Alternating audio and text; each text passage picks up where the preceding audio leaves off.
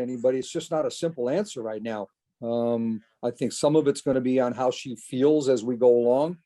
She's the only one that knows her body. We have our medical people knowing some of the things that we've been trying to work on with her through this, and how to manage isn't the right word, how to learn to do some things differently so you take some of the pressure off your back. And so all of that factors into, and I just think, we're going to be in a situation where it's going to be, every couple of day reevaluation. And I'm not going to, jeopardize her long-term future just to make sure she gets back in a game. And I don't think she's of that mindset, and I don't think our medical people are. And I just related to that from conversations with your medical people, from what you understand, is there a scenario where she is the Elena of 2019? She is the Elena who was an I see flashes of it. I do, but flashes are, can she feel healthy every day? And I think there's going to be realistically days that are just setback days, in the sense of just not feeling good. When you haven't played regular game condition basketball for, coming close to 2 years now, you're asking a lot for people to hypothesize where she'll be. That's just something that, you have to kind of take as it goes along. I appreciate it. Yeah, it's just not that simple. Sure. Jen. Hey, Coach. Aside from Emma, with the other three Olympians, do you have a sense of when you might get Leilani and Ariel and Tina back into the fold? Yes, they will all be here by the latest on Thursday. They won't practice in a team practice till Friday and Saturday. I've given them those days. They've got a chance to get away from the game.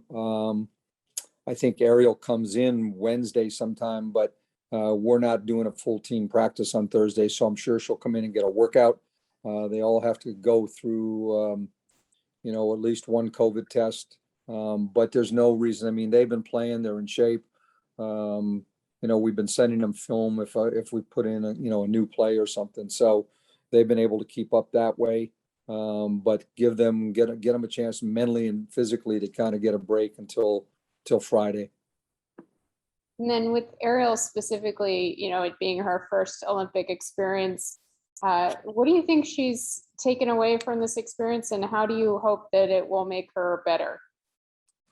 I mean, I can't speak for her. That's probably a question you'll have to ask her in the later in the week. But, based on when I was, doing USA basketball, I think what younger players learn is it's not even day-to-day work ethic, because, she's got as good a work ethic as anybody, of just how the great players conduct themselves on a daily, routine, how they look at the game, being around somebody like Sue or Diana or people like that, and what kind of confidence they walk onto the court with every day. And confidence comes with experience and repetition, but it comes with also just having that, hey, I'm one of the best players attitudes in the league. And I think that, by being chosen as Olympian, I told her this, when she was chosen, this only proves what we've been telling her for a while. You are among the best players in the league. And I think she's acted like that this year. I mean, we've seen her, reach new heights in her career. So I think that is sinking in. But I just think it's always helpful to be around those great players and see what greatness looks like, outside of yourself every day. And last question for me real quick. Tosh posted something on Twitter the other day about a lack of frequent COVID testing. What is the routine that you guys are under for that? It's going to change this week. So there will be an announcement by the league this week. We have been, everybody had to test when they came back, but fully in general, NBA, WNBA, if you were fully vaccinated, once you were cleared to come back in, you weren't required to test unless you had symptoms. And we have a daily symptom monitoring app that everybody in the league uses. And if you have symptoms, those are reported, and then you get tested, and you also have contact tracing. We haven't been in that position. We luckily on our side of it, we haven't been in that. But I think given the new CDC guidelines and what's going on, I think there will be some changes. And I'm not at liberty to talk about it at the moment. Thanks, Coach. Tyler? Hey, Coach, I know Elena's been with the team. She's been doing drills and she's been physically at practice. But for you, is it almost a situation of trying not to be too excited seeing her being inserted into the team and seeing her come to form and the pieces maybe starting to flow together a little bit with the injuries that you guys are trying to overcome right now? Yeah, I mean, as a coach, well, I think not just a coach, as her teammates, they all see her do stuff. They go, oh yeah, that's why she's one of the MVPs. You get reminded quickly by the things that she can do. And that's a good sign that she can do a lot of those things. But I have learned over the last 2 years to not get ahead of myself. The experience of all of a sudden not having 4 players last summer, and the experience of, how we've gone through this season. I'm taking my approach as a coaching staff is we have to coach the people that are going to play here every day.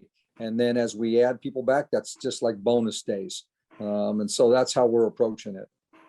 And then are you sensing something maybe similar with the players of being able, because some of these players have never played with Elena. So you may be sensing that. Yeah, I mean, you just see the looks on their faces, like when she makes a play, like, oh yeah, that now you remember what she was about. I reminded one of our players the other day who went for one of her pump fakes. I said, I know that when you've been on other teams that you were told to stay down on Elena Deladon's pump fakes. And the answer was, you just forget, and all of a sudden she does it to you. And then last one, I know you said you guys were trying to get together to watch the gold medal game. Did that happen? And if so, well, because of the time, we had the wrong time frame on the original thing. So we didn't. A lot of players, went in groups of that, but being at 10:30 at night, the players decided that night to do a barbecue before that. So they had their own barbecue. One of the night, I think it was the night of the gold medal, but earlier. Okay, awesome. Thank you, Coach. Yep. Cal?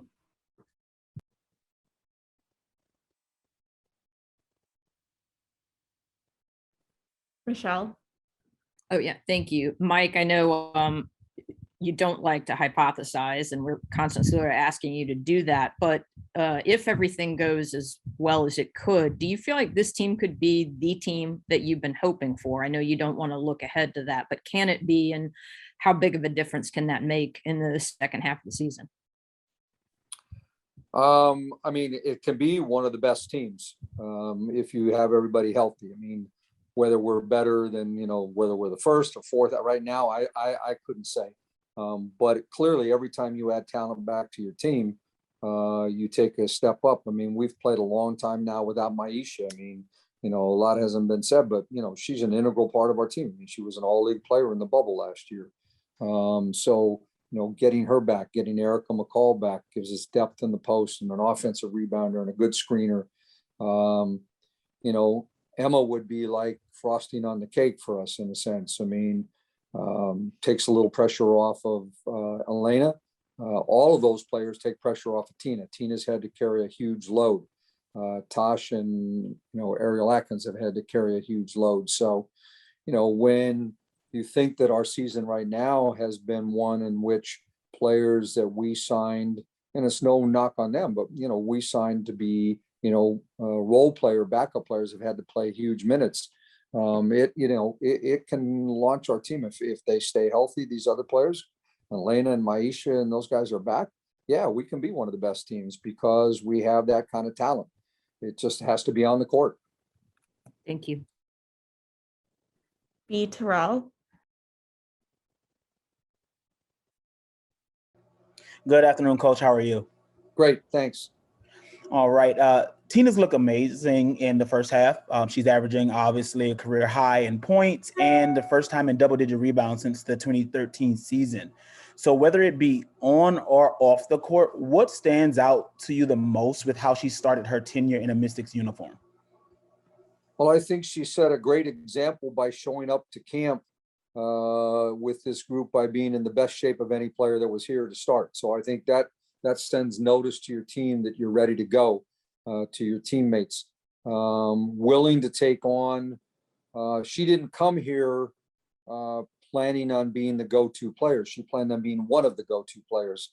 And so, I think it's been frustrating for her at times, to see Elena and Maisha and Alicia Clark and all those guys sitting over there in street clothes. And, it's not what she signed up for. But she has, fought through that, has taken on huge responsibilities, and I feel bad for her some days because, it's not what she signed up for. And so, I hope for her sake that we can get more of these players back because it'll make her workload a little easier and it'll make it feel like the team she wanted to play on when she came here. And will there perhaps possibly be anything else that you want to see her do, or to maybe take her game to another level? Boy, if she could take it to another level beyond what she's at, I don't know what that would be. I don't think she's going to be, getting 10 assists a night right now. Maybe when Elena and Maisha and Emma are there, maybe she'll get the assist, but some of those other stats are going to come down. The reality is she will be happy to have some of her stats come down in total numbers because that means that other people are out there playing with her, picking up some of those numbers. Okay, thank you. Yep. Last question to Christy. Hey there, Coach. Good to see you. With the Olympic Games now being completed and you being a part of the 08 team as a coach, what did it mean for you when you saw the entire team, but in particular, Ariel and Tina step up to receive their gold medals? It was pretty good because I was actually taking pictures of it on the TV to have for my photo collection. It's funny. I mean, you all saw Tina cry on the medal stand. She predicted that was going to happen. I think she might have told you guys that in one of the things, if she'd be the first one. It's nice to see players who are that emotionally invested in USA basketball. And I think that, it's a huge time commitment. It's a huge physical effort commitment. And I think that, having watched them do that, that was fun for me. You get a little teary-eyed just knowing what it takes to go through that. Mm-hmm. It was beautiful, no question. And then just the 7 consecutive golds. I mean, obviously having been part of the coaching staff, like I said, in 08, but just the sustained excellence of women's basketball USA level. What does that mean moving forward for women's basketball? Well, I mean, I think just women's basketball in general, both the NBA and the WNBA have raised the level of the game around the world because you have internationally players aspiring to play in our leagues, to be at that level. I think that's part of it. I feel for whoever the next few coaches are because the pressure only gets greater. I remember playing Australia in the gold medal game and it was my scout. And, I knew we were better in Australia, but you have this like god awful fear that let's not be the one that loses. And so, part of it, unfortunately, is when you get to that level, it's as much a sense of relief as it is joy of accomplishment. And that, you wish it could just be the joy, but, the pressure to win is incredible. We've saw all the criticism that both teams had early on in the preliminary games, the exhibition games, when they lost games, both the men and the women. And, that's an unbelievable expectation to have on you every day because the game is getting better and we have less time to practice than anybody. We come right from our season and we come right back to our season. And so it's difficult. And, there is a lot of pressure felt. You don't want to be the ones that break the streak.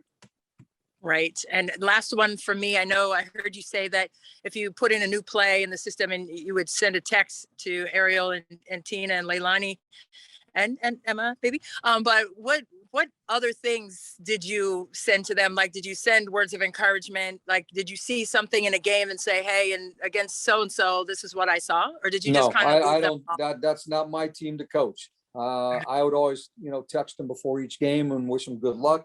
Or afterwards say it was fun to watch, that kind of stuff. I don't have to coach that team. It's not my problem.